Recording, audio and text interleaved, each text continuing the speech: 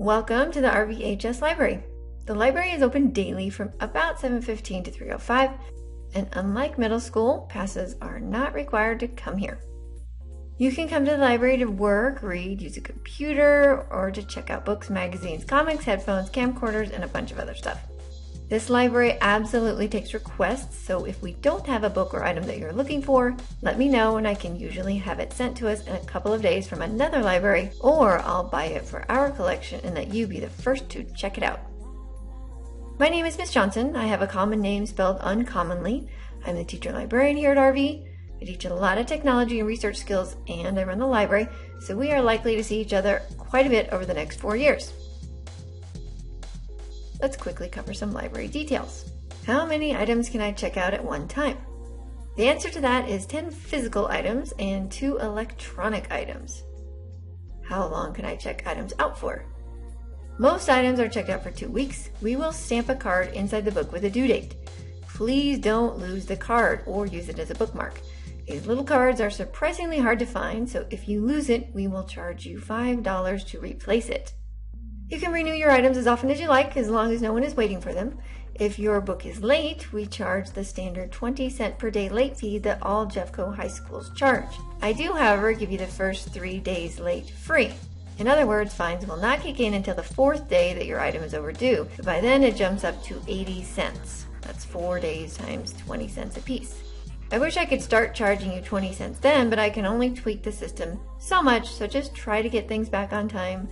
Those fines can add up quickly.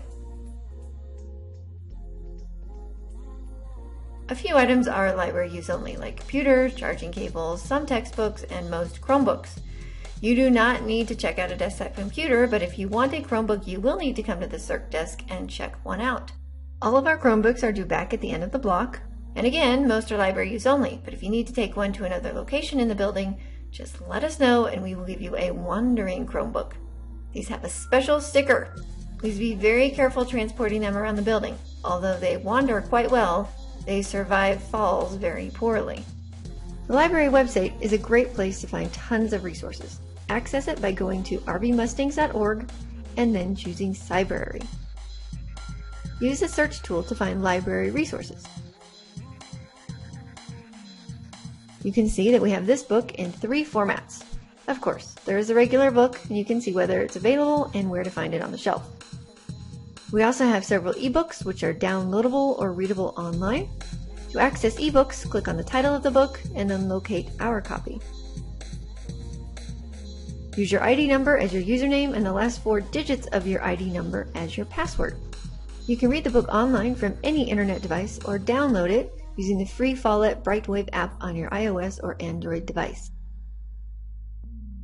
The third format we have for this fabulous John Green book is a playaway audiobook. The audiobooks are located in the Blue Wave case. If you'd rather listen to your books, audiobooks are a great option, and I try to stock a lot of the novels you're required to read for English classes. Let's go back to the library website. On the ebooks specific page, you'll see a link to search only ebooks, and again the information for accessing these books. The library website also has links to Pathfinders, which are research helpers that I set up for you when you come in with your classes, and links to the most used Jefferson County Public Library databases. These databases can only be accessed with a JCPL library card, so get one. If you don't have one, you can get one from me. Finally, I want to point out our Tech Tools page. These are my favorite free web apps that I've put together for you. If you need to make a video for a class, you'll see my favorite free tool, WeVideo, and if you select it, it'll take you to a page with my how-to video for how to use it and a link to the tool itself. Let's wrap things up with a quick recap of library etiquette. Etiquette is simply the acceptable code of behavior given the setting or situation that you're in. If etiquette is mostly about being aware of where you're at and acting accordingly, here's one of my favorite examples of someone who clearly has no idea how to act in a library. Hello, I'd like to order french fries, a burger, and a milkshake. This is a library.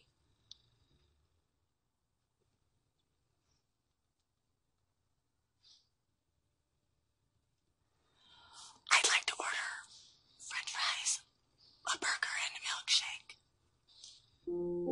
Now, no one has ever tried to order a hamburger from the RV library, but occasionally students do forget, that hallway and commons etiquette are different from library etiquette.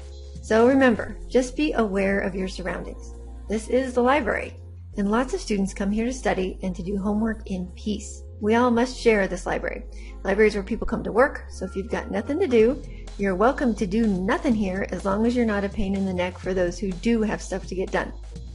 If you're with a group of friends talking at a reasonable volume level, great.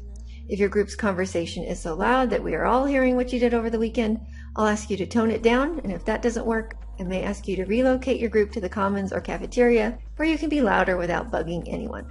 And finally, I get that you may stroll through the library to see if your friends are in here, but if you stay for any length of time, I'll ask that you take a seat at a table.